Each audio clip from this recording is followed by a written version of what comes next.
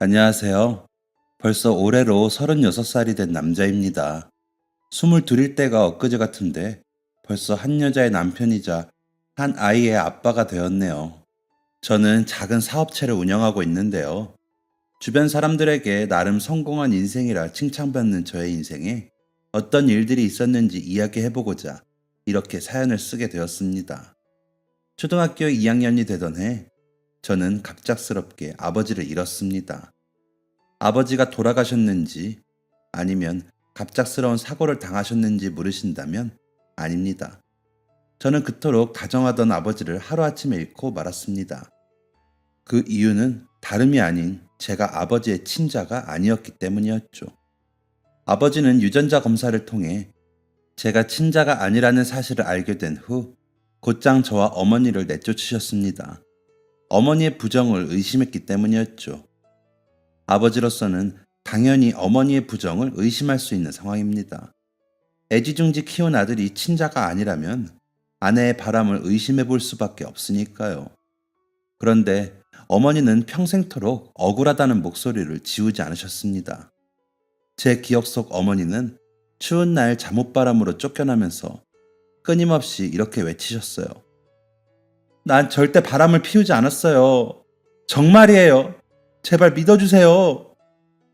9살의 저는 그렇게 어머니 품에 안겨 하염없이 흐르는 눈물을 경험해야 했습니다. 그리고 매일 밤마다 저에게 다정하게 책을 읽어주시던 아버지의 눈빛이 순식간에 차가워지는 것도 경험했죠.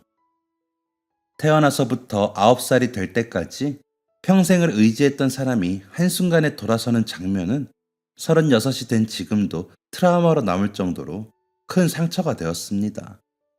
어머니는 추운 겨울 저를 꼭 껴안고 가까운 친정으로 돌아가셨지만 어머니의 가족들은 어머니를 받아주지 않았습니다. 보수적인 분위기 속에서 어머니는 집안의 수치였을 뿐이니까요. 추가 한 딸이 바람이 나서 다른 남자의 아이를 가진 것도 모자라 그 아이를 모른 척 키우고 있었다는 것. 어머니를 쫓아낸 아버지가 어머니의 가족들에게도 알린 사실이었습니다. 결국 남편에게도 가족에게도 버림받은 어머니는 찬바람이 쌩쌩 불던 날 공중 화장실에서 저를 품에 안고 잠에 드셨죠. 어머니는 그날 이후 어떤 일도 가리지 않고 닥치는 대로 하셨습니다. 부끄러운 일 빼고는 정말 다 하셨던 것 같아요. 생활이 힘들 때면 구걸이라고 생각이 들 정도로 비굴한 모습을 보이기도 하셨고 천사 같던 모습은 온데간데 없고 욕지거리를 내뱉으며 동네 아주머니들과 싸우기도 하셨습니다. 하지만 그럼에도 불구하고 어머니는 제게 엄청난 사랑을 부어주셨어요. 그리고 아버지의 공백이 느껴지지 않을 정도의 사랑을 보여주셨죠. 한 아이의 아빠가 된 이 시점에서 보니 어머니가 얼마나 노력하셨을지를 실감하게 되네요. 어머니는 입버릇처럼 저에게 말씀하셨습니다. 엄마는 단 한 번도 너에게 부끄러운 짓을 한 적이 없어. 너는 떳떳하게 태어난 아이야. 아마도 어머니는 제가 저 스스로를 불륜의 결과로 태어난 아이로 여길까봐 걱정하셨던 것 같습니다.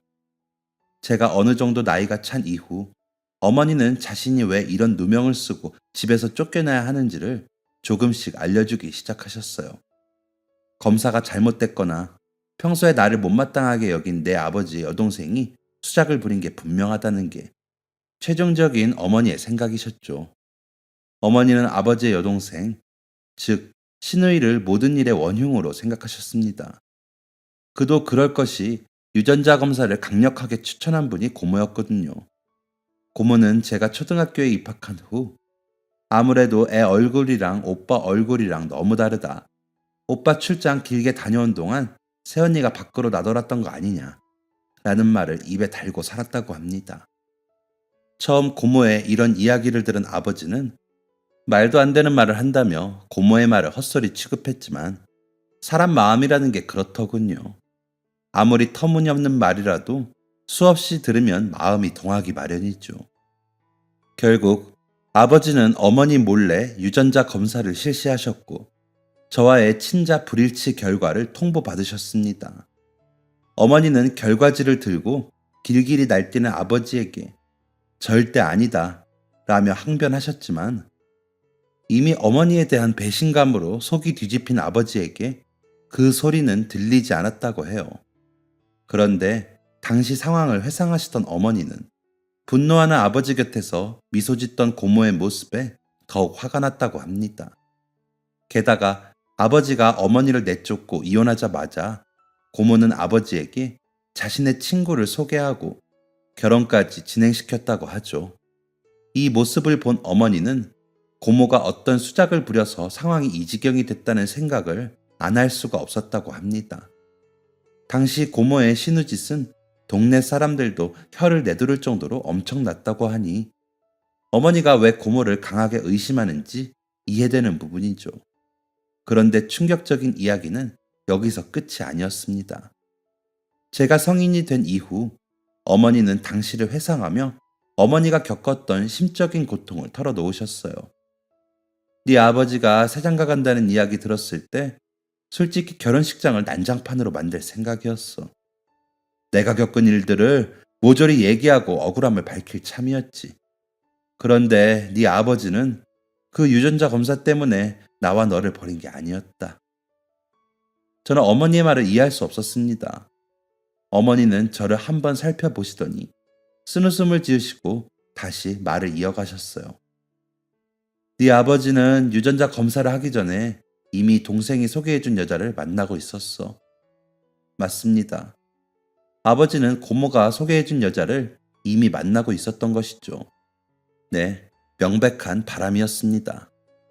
유전자 검사 결과는 그저 명분이었을 뿐 아버지는 유전자 검사 결과로 친자가 나왔어도 어머니를 버렸을 것입니다. 과연 그 인간이 검사 결과를 받고 충격을 받았을까? 아니었을걸. 어차피 이혼할 거였는데 잘 됐다 싶었겠지. 그런 사람한테 백날 억울하다고 소리쳐봤자 들리지 않았을 거다. 그래서 네 아버지 결혼식장 앞에서 발길을 돌렸어. 말을 마친 어머니의 눈빛을 지켜보자니 억울한 마음을 안고 버텨야 했던 어머니의 지난 세월이 제 눈앞을 스쳐 지나가는 듯 했습니다. 그리고 뒤이어 보인 어머니의 손끝은 오랜 고생으로 해져 있었고 오랫동안 관리받지 못한 손톱은 이리 빠지고 저리 빠져 못난 모습으로 흉져 있었어요. 파릇파릇하기만 했던 어머니의 얼굴엔 어느새 깊은 주름들이 자리 잡혀 있었고 어머니는 또래 친구들의 어머니보다 10년은 늙어 보였습니다. 저는 그런 어머니의 모습을 보면서 다짐했습니다. 꼭 성공해서 잃어버린 어머니의 청춘을 되찾아 드리겠다고 말이죠. 꼭 어머니의 행복을 되찾아 드리겠다고 말이죠. 하지만 정말 안타깝게도 어머니를 호강시켜 드리겠다는 제 다짐은 쉽게 깨져버리고 말았습니다. 저는 공부머리가 영 없었기 때문에 대학을 가지 않고 성인이 되자마자 사회생활에 뛰어들었어요. 제 꿈은 단 하나였습니다. 내 돈으로 가게 차려서 사장 소리 듣기. 젊은 나이였기 때문에 가능했던 치기 어린 다짐이었죠. 저는 이 꿈 하나만을 바라보며 수년 동안 사업 초기 자본을 모았습니다. 하루에 3-4개의 일을 하기도 했고 노가다 현장에서 제대로 된 급여도 받지 못한 채 일하기도 했죠. 그저 오래 많이 일하는 게 최선이라고 생각했던 20살의 저는 23살이 될 때까지 친구 한 명 만나지 못한 채 돈을 모았습니다. 어머니는 매일 새벽같이 나가 자정이 다 되어서야 들어오는 저를 보며 매우 걱정하셨지만 가진 거라곤 체력뿐이었던 저에게 어머니의 걱정은 크게 와닿는 것이 아니었어요. 어머니의 걱정을 한 몸에 받으며 친구 관계까지 포기했던 저는 결국 24살이 되던 해 목표했던 사업 초기 자본을 모으게 되었습니다. 그리고 곧장 어떤 일을 해야 할지 주변을 물색하게 되었어요. 그리고 한 사람을 만나게 되었죠. 그 사람은 저에게 술 장사가 제일 남는 장사라며 자신의 가게 하나를 내어줄 테니 초기 권리금만 내고 가게를 운영하라고 말했습니다. 게다가 가게에서 나오는 순이익은 7대3으로 나누자며 저를 설득하기 시작했어요. 물론 제가 7이었죠.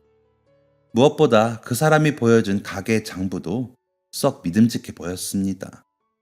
하지만 너무 좋은 조건에 가게를 맡긴다는 말에 선택을 주저하니 그 사람은 저를 데리고 자신의 가게를 보여주기까지 했어요.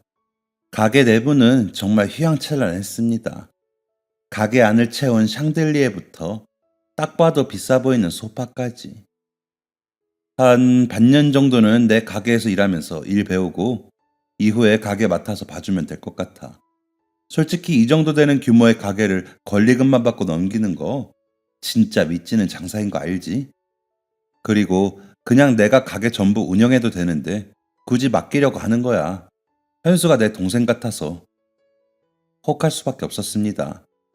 당시엔 어서 빨리 내 가게를 가지고 싶다는 생각에 이성적인 판단이 제대로 이루어지지 않았거든요. 게다가 제가 가지고 있는 돈으로 그 정도 규모의 가게는 엄두도 내지 못했기 때문에 욕심이 났던 것도 사실입니다. 결국 저는 권리금을 넘긴 채 6개월 동안 매장 관리 노하우를 배우기로 약속했어요. 그런데 막상 출근하기로 한 날이 되니 괜스레 불안한 마음이 들더군요. 그렇게 불안한 마음을 안고 가게에 도착한 저는 그만 가게 앞에 털썩 주저앉고 말았습니다. 그 이유는 가게가 있어야 할 자리에 가게가 없었기 때문이었죠. 더 정확히 말하자면 내부가 모두 철거된 빈 공간만이 존재했습니다. 이후엔 상황이 급박하게 돌아갔어요. 저와 비슷한 상황인 듯한 여러 사람들이 가게 앞에서 욕지거리를 내뱉으며 어딘가로 전화하기 시작했죠. 제가 사기를 당한 것이라는 사실을 알게 되는 데는 오랜 시간이 걸리지 않았습니다. 저는 그날로 세상을 살길 포기했어요. 인생의 전부인 양 모아둔 돈을 그렇게 한 번에 잃었으니 그만큼의 상실감을 겪는 것도 어찌 보면 당연한 일이었죠. 그런데 막상 죽으려고 보니 죽는 것에도 큰 용기가 필요하더군요. 그때 제가 선택한 것은 바로 입대였습니다. 저는 입대 날까지 입대 사실을 어머니에게 알리지 않았어요. 입대 날 짧은 편지를 쓰고 집을 나온 게 전부였죠. 저는 훈련소를 마친 이후에도 어머니를 보지 않았습니다. 휴가를 나와도 부대 근처를 떠돌다 복귀하곤 했어요. 그렇다 보니 당연히 어머니의 면회도 차단했습니다. 거의 매일 써서 보내시는 듯한 어머니의 편지도 뜯어보지 않았죠. 어린 마음에 사기를 당한 분노와 창피함을 어머니께 화풀이한 것 같아요. 면목도 없었고요. 어머니의 마음은 타들어가고 있을 거라는 걸 알면서도 말이에요. 그런데 이렇게 필사적으로 어머니를 피하던 저는 의도하지 않은 이유로 어머니를 다시 제외하게 됩니다. 군생활이 막바지에 접어들 즈음 저는 급격한 건강 악화를 겪게 되었고 이내 간경화 진단을 받게 되었습니다.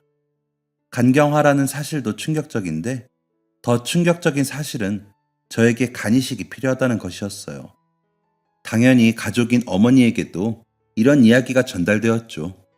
어머니는 소식을 듣자마자 오신 건지 식은땀을 줄줄 흘리며 제가 누워있는 병원 안으로 들어오셨습니다. 어머니는 저의 상태를 들으시곤 쓰러지실 듯 놀라셨지만 고민조차 하지 않고 이내 자신의 간이식을 해주겠다며 나서셨습니다. 그런데 그때 저는 이런 어머니에게 해서는 안 되는 말을 하고 말아요. 그냥 이렇게 죽게 내버려 두세요. 저 같은 놈이 살아서 뭐해요? 제 말을 들은 어머니의 표정은 아직도 잊히지 않습니다. 자신이 시한부라는 소식을 듣게 된다고 해도 그런 표정은 짓지 못할 것 같아요. 그 정도로 어머니는 큰 충격을 받으신 듯 했습니다. 어머니는 눈물을 뚝뚝 흘리시며 거친 손으로 제 손을 붙잡으시더니 이렇게 말씀하셨어요. 제발 그런 말은 하지 마라. 엄마가 보기 싫으면 평생 네 눈앞에 나타나지 않을 테니까 그런 말은 하지 마. 저는 그때 누군가에게 세게 머리를 얻어맞은 느낌을 받았습니다. 그리고 내가 얼마나 큰 잘못을 한 것인지를 깨닫게 되었죠.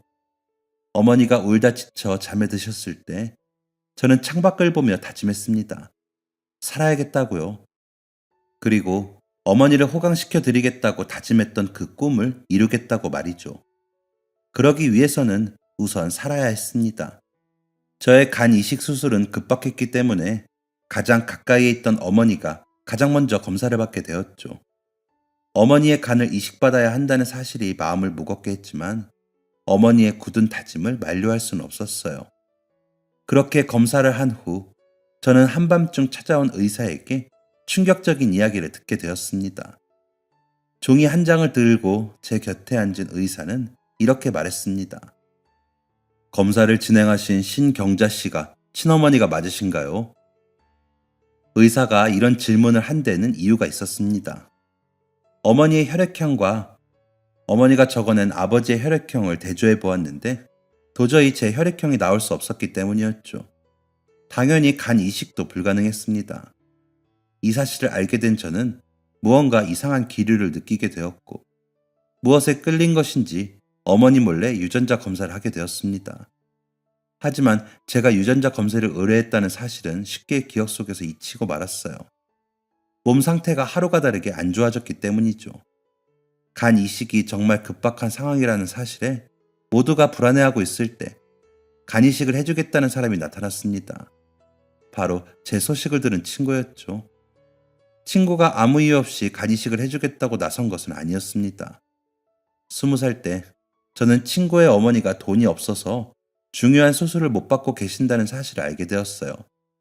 그리고 우연히 그 사실을 접했을 때 제 수중에는 반년 동안 악착같이 모은 돈이 있었죠. 저는 돈이 있었음에도 친구를 도울 수 없었습니다.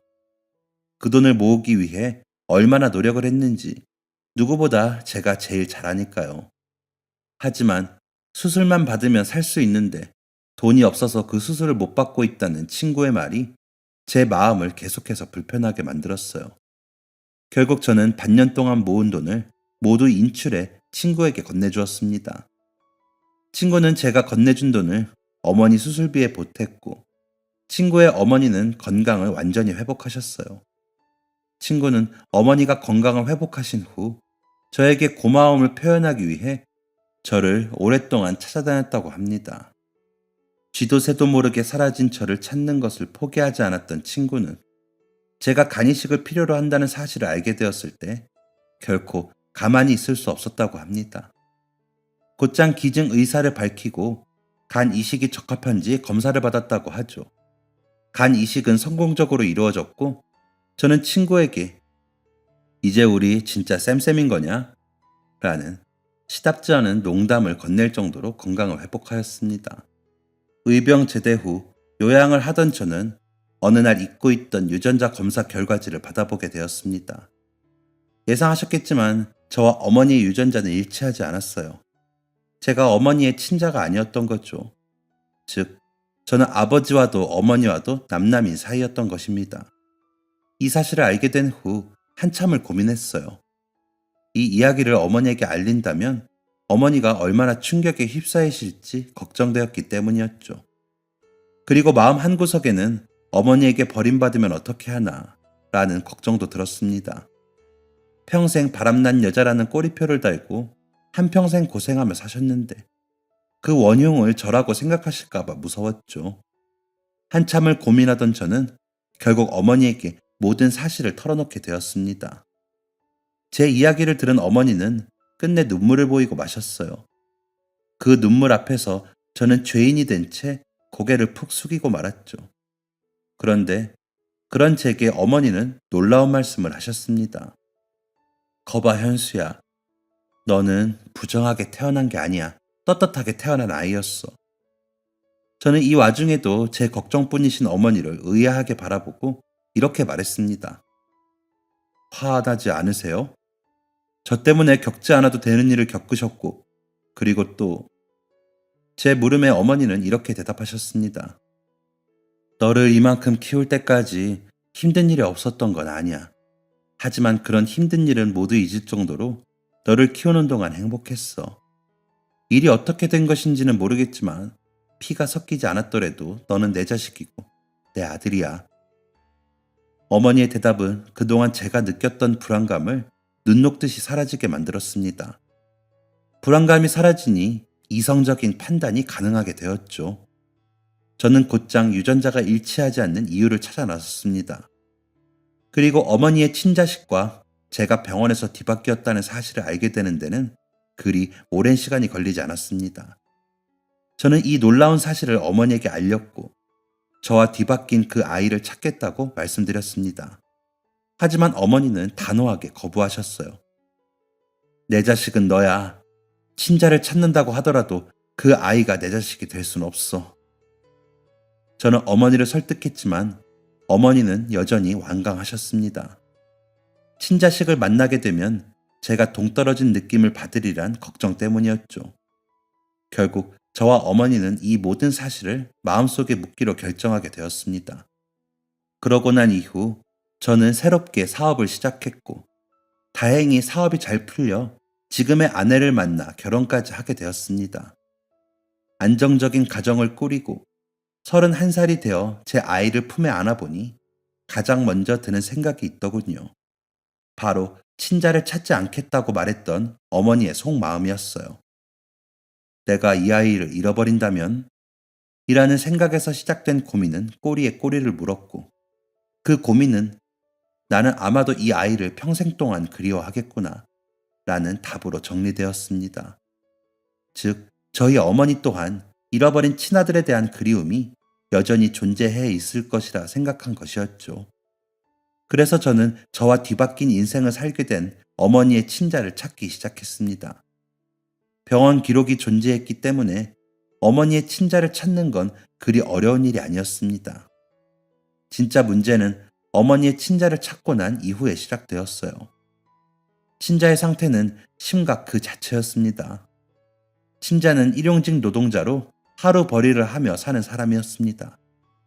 알코올 의존증도 앓고 있었고, 그를 처음 만났을 때 저는 그가 굉장한 피해 의식에 사로잡혀 있다는 사실을 알 수 있었습니다. 저는 제가 알고 있는 모든 사실을 숨긴 채 친자와 관계를 쌓아 나갔습니다.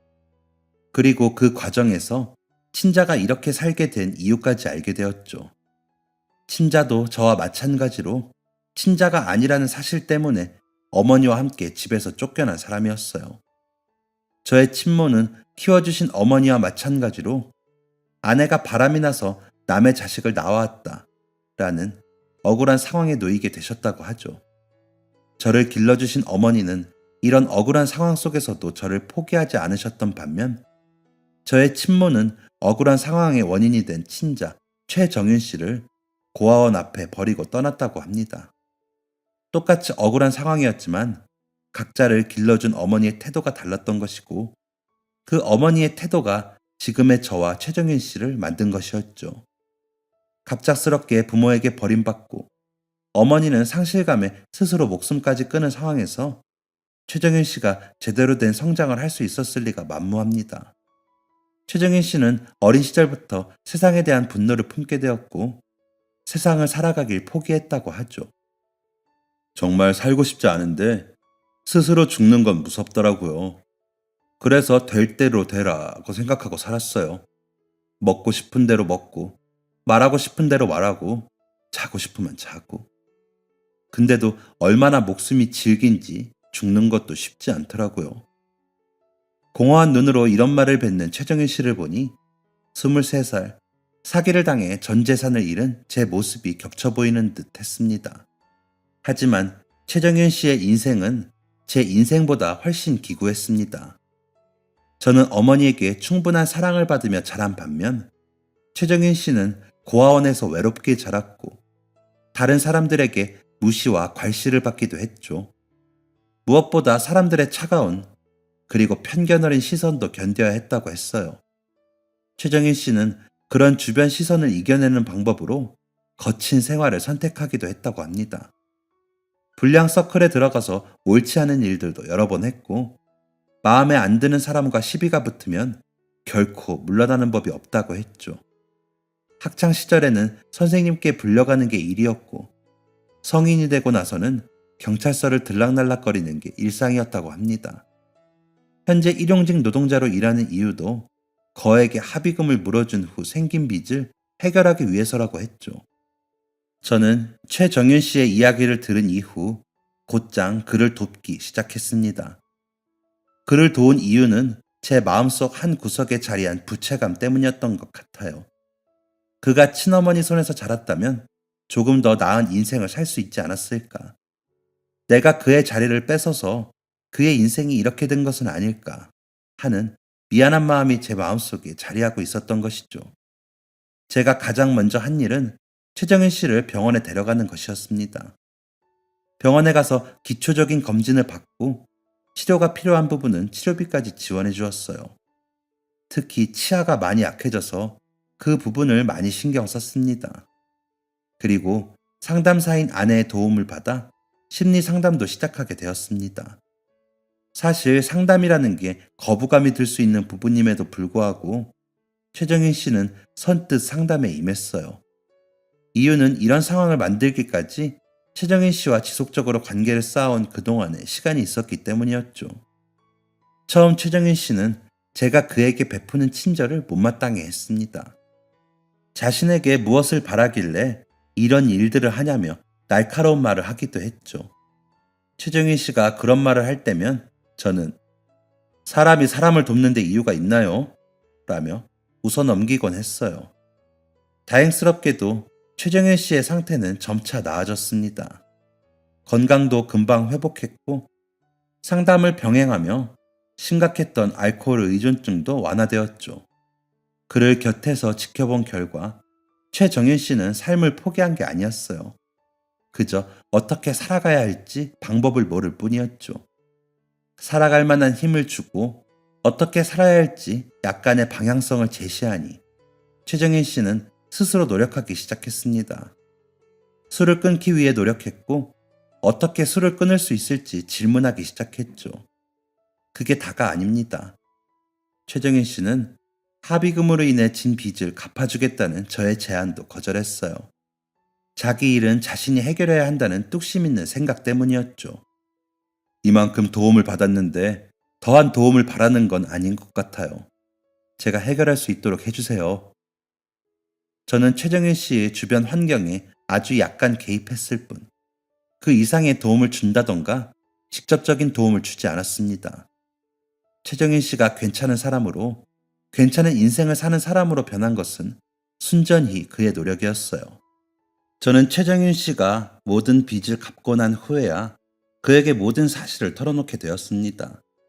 술을 끊고 있는 최정일 씨를 배려해서 카페에 방문한 상황이었죠. 최정일 씨는 제가 할 말이 있다는 사실을 알고 있는 듯 했어요. 그리고 그 말이 자신이 그동안 궁금해온 것과 연관되어 있다는 것까지 아는 것 같았죠. 저는 최정일 씨에게 왜 제가 그를 돕게 되었는지 그 사실을 말하게 되었습니다. 저한테 항상 물어보셨죠. 왜 도와주는 거냐고. 저는 한참 동안 하고 싶은 말을 속으로 삭히며 어떤 식으로 말을 시작해야 할지 고민하고 있었습니다. 최정일 씨는 그런 제 모습을 살피고 오히려 저를 안심시켜 주었습니다. 어떤 말을 해도 괜찮아요. 전부 이해할 수 있을 거라고는 장담하지 못하겠지만 이해하려고 노력해 보겠습니다. 저는 한숨을 푹 내쉬고 나서야 이야기를 꺼낼 수 있었습니다. 저를 처음 봤을 때 친자가 아니라는 사실 때문에 어려움을 겪어본 적이 있다고 말씀하셨었죠. 네, 아버지랑 어머니는 바로 이혼하셨고 어머니는 저를 고아원에 데려다 놓으신 다음에 곧바로 목숨을 끊으셨죠. 저는 저를 두고 떠난 어머니의 뒤를 쫓아가다가 투신하는 어머니의 모습을 현장에서 지켜봤고요. 사실 저도 마찬가지예요. 나도 마찬가지 라는 말을 듣고 난 후 최정윤 씨는 꽤 놀란 표정을 지었습니다. 마찬가지시라고요? 네, 저도 아버지의 친자가 아니라는 사실 때문에 아버지에게 버림받았고 집에서 쫓겨나는 어머니와 함께 살았어요. 혹시 저를 도와준 이유가 저랑 비슷한 일을 겪었기 때문인가요? 최정일 씨의 말은 이런 의미였습니다. 나랑 같은 일을 겪었기 때문에 내가 더욱 측은하게 느껴졌냐? 불쌍하게 느껴졌냐? 그래서 날 도운 거냐? 저는 깜짝 놀라며 손을 휘저었습니다. 아니에요. 그런 게 아닙니다. 제가 정일 씨를 도와주게 된 이유는 잠깐의 정적이 흐른 뒤 저는 이 이야기의 중심을 말하고 말았습니다. 제가 정윤 씨를 만나러 오고 도와주기 시작한 이유는 정윤 씨가 친모로 알고 살았던 그분이 사실 저의 친모이고 저를 길러주신 분이 정윤 씨의 친어머니이기 때문입니다. 최정윤 씨는 제 이야기를 바로 이해하지 못했어요. 그러니까 그게 대체 무슨 말... 정윤 씨, 저랑 정윤 씨 생일이 같다는 건 알고 계시죠? 네, 정말 신기한 우연이라고 생각했었죠. 저랑 정윤 씨는 생일만 같은 게 아니에요. 태어난 시각도 비슷하죠. 게다가 성별도 같고. 최정희 씨는 제 말을 어떻게든 이해해 보려고 노력하는 것처럼 보였습니다. 하지만 여전히 설명이 부족한 듯 아무 말 하지 못했죠. 정윤 씨와 저는 같은 병원에서 같은 날에, 그것도 비슷한 시각에 태어났습니다. 그리고 병원 측의 실수로 아이가 뒤바뀌게 되죠. 이 말을 마친 저는 최정희 씨가 얼음처럼 굳어버리는 것을 느꼈습니다. 그럼 저는 어머니의 외도로 태어난 게 아니었던 거네요. 저를 낳아준 분은 따로 있었던 거고, 저를 길러주신 분은 정말로 억울한 죽음을 겪게 된 거네요. 네, 스스로 목숨을 끊으신 그분이 저를 낳아주신 친모이십니다. 지금 말씀하신 게 정말 모두 사실인가요? 네, 안타깝게도 그렇습니다. 이미 병원 측에도 확인을 끝냈고, 최정인 씨만 도와주시면 병원에도 손해배상 청구를 할 수 있을 거예요. 물론 원하지 않으신다면 안 하셔도 됩니다. 저는 병원 측에게 손해배상을 받아내려고 정윤 씨를 만난 게 아니니까요. 그럼 왜 저를 찾아오신 겁니까? 최정윤 씨의 말에는 약간의 날이 서 있었습니다. 저는 더 이상 돌려 말하는 게 의미가 없다고 생각했어요. 그래서 최정윤 씨에게 솔직한 이유를 말하기 시작했습니다. 최정윤 씨를 낳아주신 분, 저를 길러주신 분이 여전히 살아계세요. 어머니요? 저를 낳아주신 분? 저는 아주 우연하게 어머니와 유전자 검사를 진행하게 됐고, 그 과정에서 제가 어머니의 친자가 아니라는 사실을 알게 되었어요. 오랜 고민 끝에 어머니에게 이 사실을 알려드리게 되었고, 이 상황을 어떻게 하는 게 좋을지 어머니의 의견을 구했죠. 한 차례 숨을 돌리고 최정윤 씨를 보니 그는 매우 굳은 상태였습니다. 사실 어머니는 정윤 씨를 찾길 원하지 않으셨어요. 정윤 씨가 더 좋은 가정에서 잘 살고 있을 수도 있는데 괜히 그 앞에 나타나서 평화로운 가족을 해집을 생각이 없다고 말씀하셨죠. 저는 그래도 어머니를 설득했지만 어머니는 완강하셨어요. 그런데 제가 결혼을 하고 아이를 낳아보니 친자를 찾을 생각이 없다는 게 어머니의 본심이 아닐 수 있겠다는 생각이 들더라고요. 만약에 제가 제 아들을 잃어버린다면 저는 평생 그 아이를 가슴속에 묻고 살 것 같거든요. 둘째가 태어나고 셋째가 태어나도 말이죠. 그래서 어머니에겐 이야기하지 않고 정윤 씨를 찾았습니다. 어머니 말씀대로 정윤 씨가 좋은 가정에서 행복하게 살고 있는 것 같다면 모든 사실을 숨긴 채 살아가려고 했어요. 그런데 제 상태가 영 별로였죠? 솔직히 말하자면 그렇습니다. 어머니가 바라셨을 모습과는 동떨어진 모습이었어요. 그리고 정윤 씨의 모습에서 과거의 제 모습이 보이기도 했고 말이죠. 제가 23살에 어떤 사기를 겪었는지는 정윤 씨도 익히 들어 알고 있었기 때문에 더 이상의 질문은 이어지지 않았습니다. 제가 정윤 씨를 도와준 이유는 정윤 씨가 어머니를 만나줬으면 하는 마음 때문이었습니다. 정윤 씨에게 말하기 조금 미안한 말이지만 저는 키워주신 어머니에게 많은 사랑을 받으며 자랐습니다. 그래서인지 어머니가 직접 낳은 정윤 씨를 제 형제처럼 생각하고 있어요. 형제처럼 생각하고 있다는 제 말에 정윤 씨는 단호하게 대답했습니다. 저는 아닙니다. 저를 도와주시고 신경 써주신 건 충분히 감사해야 하고 있어요. 하지만 현수 씨가 저를 낳아주신 분 손에서 자랐다고 해서 갑자기 형제로 느껴지진 않네요.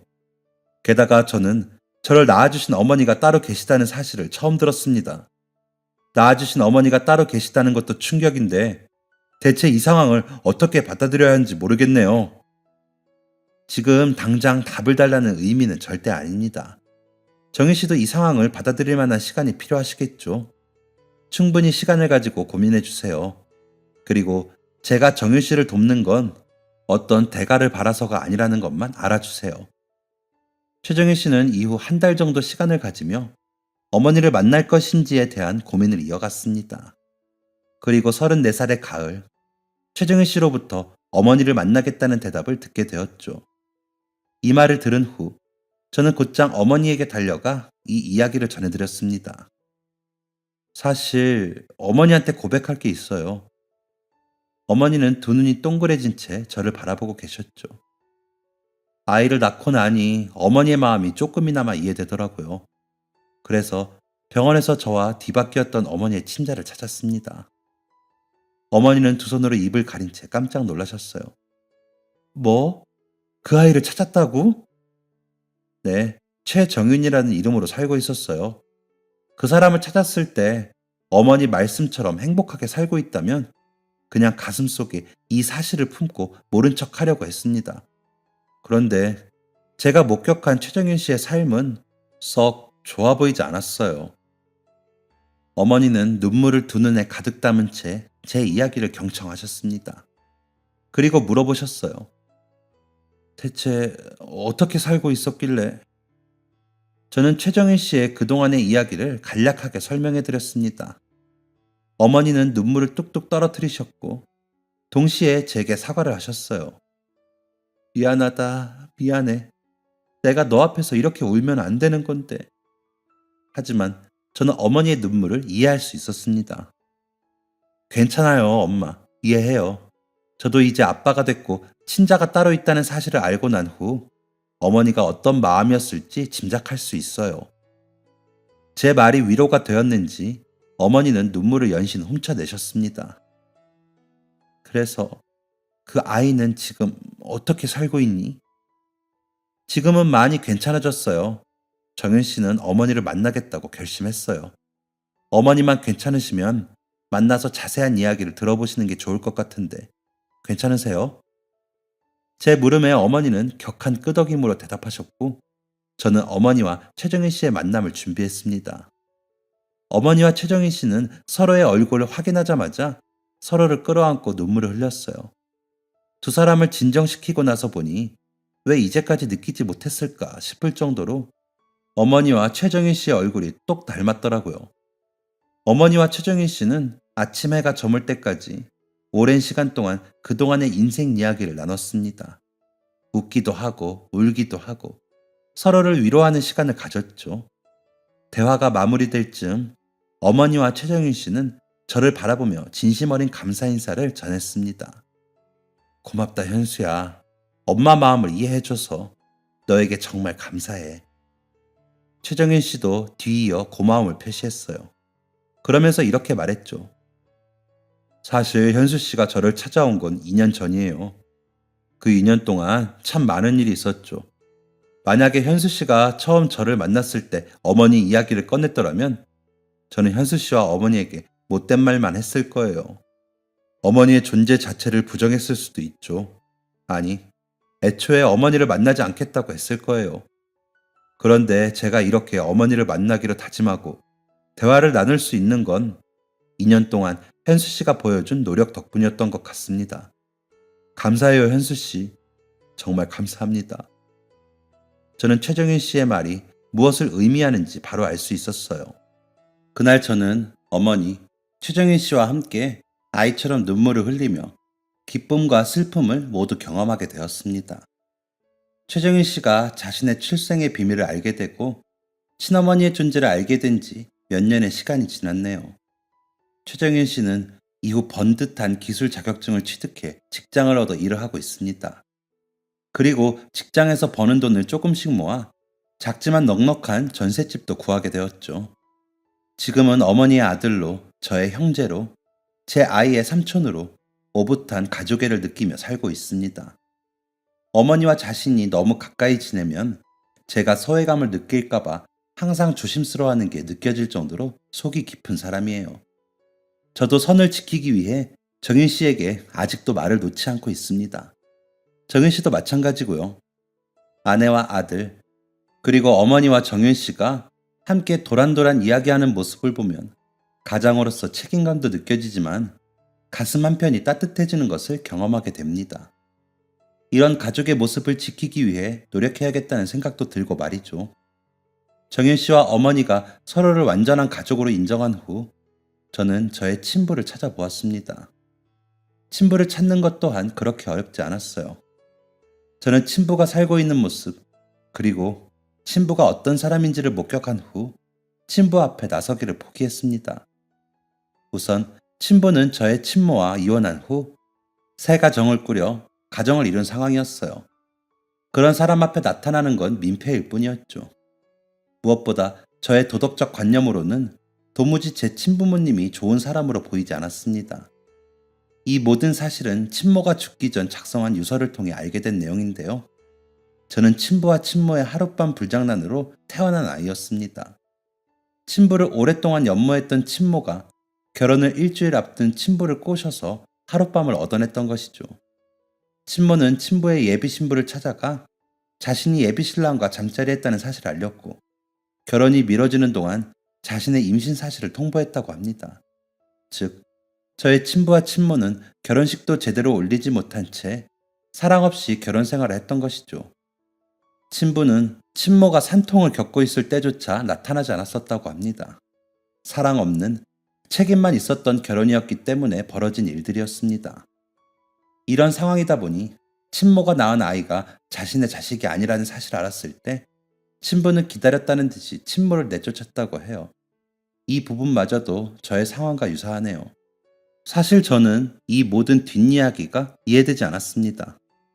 결혼을 준비하는 과정에서 예비 신부를 두고 다른 여자와 잠자리를 가진 친부나, 결혼할 사람이 있는 남자를 좋아한다는 이유만으로 꼬신 친모나, 이해 안 되는 모습 투성이었죠.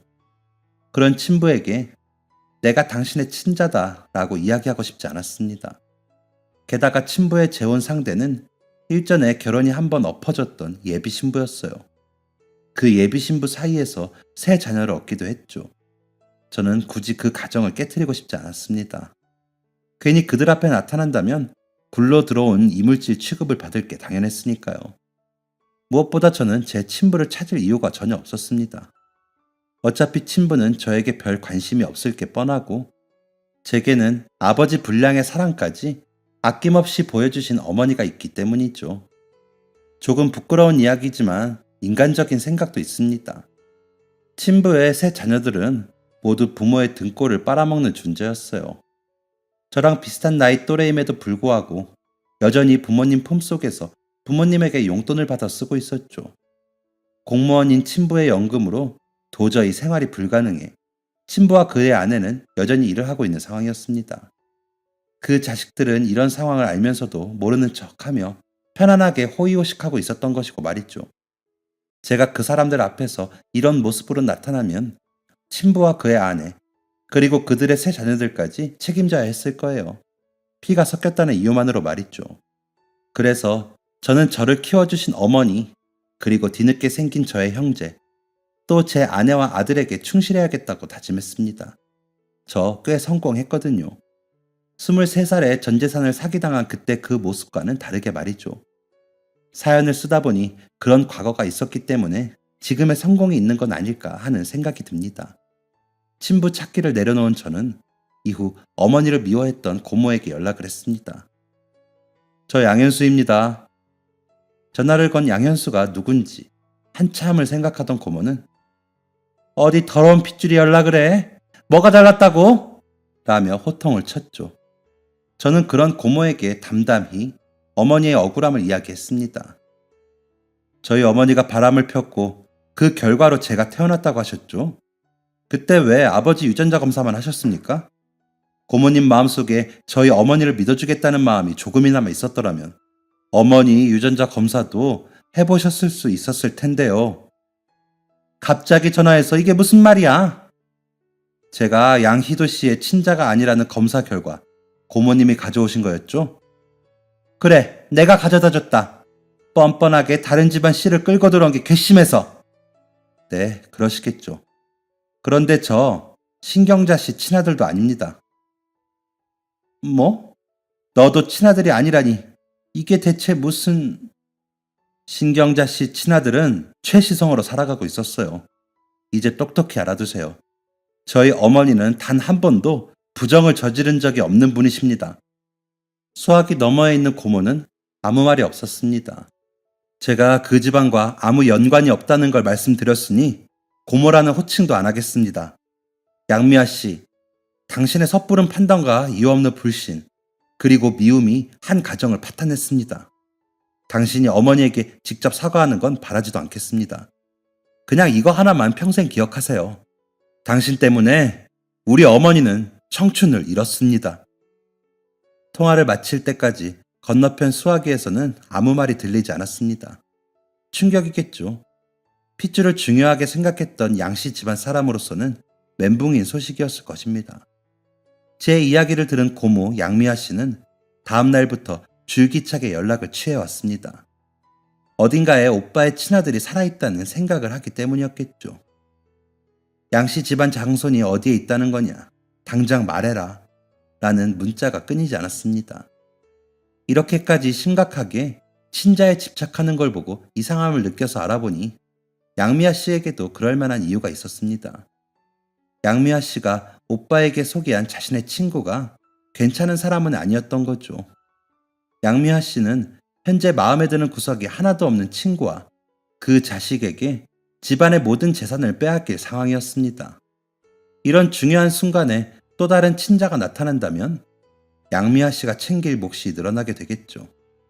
아마 그것을 노리고 친자가 누군지 어서 내놓으라는 이야기를 했던 것 같아요. 저는 이 사실 또한 정윤 씨에게 알렸습니다. 정윤 씨는 이 이야기를 듣고 코웃음을 치며 이렇게 말했습니다. 됐다고 해요. 어머니를 그런 식으로 대해놓고 사과 한마디 없었으면서 이제 와서 장남 노릇을 바라다니 말도 안 되는 이야기죠. 저는 정윤 씨의 말을 토시 하나 틀리지 않고 그대로 양미아 씨에게 전달했습니다. 이후에 그 집안이 어떻게 되든 그건 그 집안이 헤쳐나갈 문제니까 뭐 알아서 하겠죠. 저는 어머니의 억울함이 풀렸다는 것 하나만으로 만족하고 있습니다. 어제는 어머니가 저희 집에서 아이와 함께 시간을 보내다가 잠에 드셨습니다. 아이의 손을 꼭 붙잡고 잠에 드신 어머니의 손을 바라보니 한겨울 집안에서 쫓겨나 공중 화장실에서 잠이 들었던 그때가 생각이 나더군요. 온몸을 벌벌 떨면서도 현수는 추우면 안 돼 라며 자신의 얇은 외투마저 벗어 제게 걸쳐주시던 어머니의 그 손길. 그 손길이 잊히지 않는 밤이었습니다. 쭉 사연을 적어보니 제 인생도 참 별일이 다 있었네요. 유전자 검사에 간경화에 간이식에 정윤 씨를 찾은 일까지. 그동안의 인생이 이렇게 치열했으니 앞으로의 인생은 조금이나마 편해지지 않을까 그렇게 바라봅니다. 저의 사연은 여기까지입니다. 긴 이야기를 읽어주시고 또 들어주셔서 감사합니다. 지금까지 저의 이야기에 함께 해주신 모든 분들의 가정과 일터에 행복만 가득하기를 바라겠습니다. 모두 행복하세요. 지금까지 사연 들어주셔서 감사합니다. 사연이 재밌으셨다면 구독과 좋아요를 눌러주세요. 감사합니다. 안녕히 계세요.